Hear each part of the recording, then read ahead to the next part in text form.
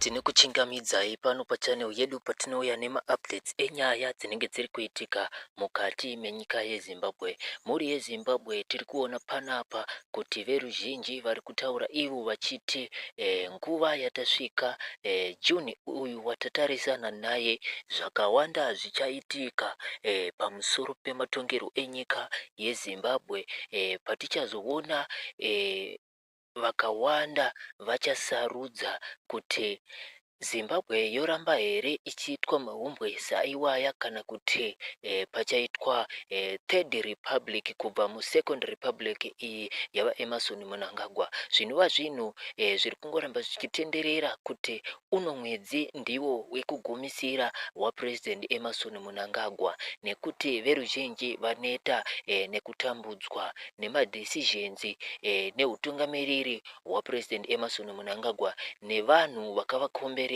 vanova macriminals ari kuaccuswa kunzi macriminals. Nekudaro regai ndibva ndatora mukana uno kugamuchira vose vatanga kusvika pachannel yedu mukati mezuva ranhasi, ndichitaura ini kuti garai masubscriber kuitirawo kuti every time patinodzoka tichizokuzivisai zviri kutora nzvimbo mukati menyika yeZimbabwe munge muchisangana nema-updates without delaying, nekuti pano tinodzidhiga dzinenge dziri behind the closed doors, tichiuya tichizokuupdatei kuti munge muchiziva zvose zviri kutora nzvimbo mukati menyika yeZimbabwe. Saka panapa ndine article randinaro randinoda kuti ndikuverengerei kuti mugonzwisisa zviri kutaurwa panapa in details, kuti mugofambirana nenguva. Nyaya iripo iri kuti iyo Zimbabwe is at a very important time in its politics. The country's leaders in parliament, the president and the court must make a big decision. They can choose to keep following the current constitution and protect the Second Republic, or they can pass a new bill called Cable 3. Many people believed that passing this bill could bring big changes and start a third republic. Cable 3 is the Constitution Amendment Bill number 3 of 2026. If it becomes law, it will change several important parts of how the country is governed. The main changes include ending direct elections for president by the people. Instead, parliament would choose the president. It will also increase the length of presidential term from 5 years to 7 years. Other changes allow the president to appoint more members to the Senate, change who manages the voters' roll, and remove or change some independent commissions. These changes are currently being discussed in public meetings and face some court cases. This bill is very important. Supporters say the changes will improve governance.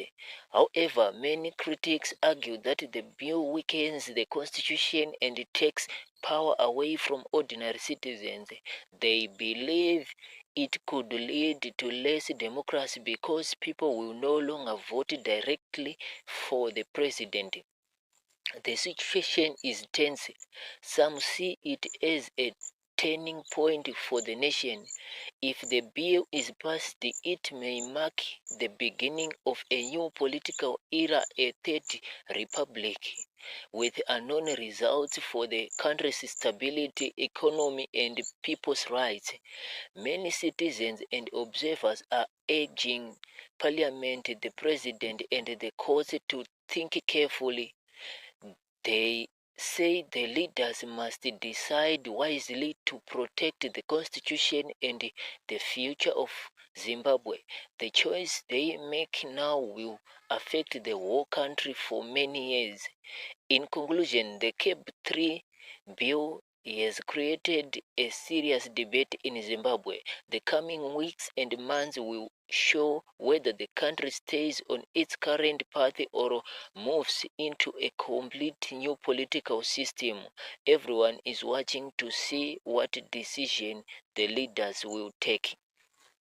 Sekutaura kwatiri kuzviita mhuri yeZimbabwe kuti maleaders ari kugara pasi zviri secret, sezvo tiri kuona panapa panguva yeutungamiriri hwaMunangagwa kuti wese angangogare dare pachena rekupikisana neurongwa uyu hweCAB3 ari kubva apfuudzwa, kutoreva kuti kufa chaiko, kuurawa, kana kuti kana ari mukati mebato reZANU-PF kana kuti ari kushandira hurumende anobva atodzengwa basa. Saka ndo zvinhu zviri kuitika kuti veruzhinji vange vachinyarara pamusoro peCAB3 iyoyi, kunyangwe vasingaide vanongonyarara because vanenge vachichengetedza basa zvekare neupenyu. Saka panguva yatatarisana nayo masvondo mashoma pamberi apo, kana kuti mwedzi mishoma pachazoitika zvakaomarara, sezvo tasvika kumafainal kwekuti bhiu ringe richipasiswa kana kuti madecisions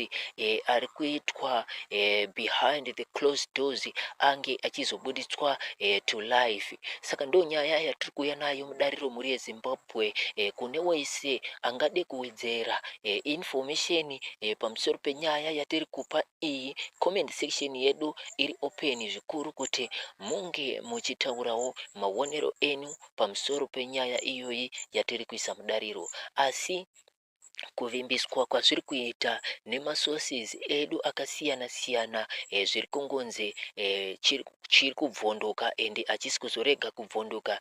Kana CAB3 ichingori mudariro, muchaona henyu zvichaitika.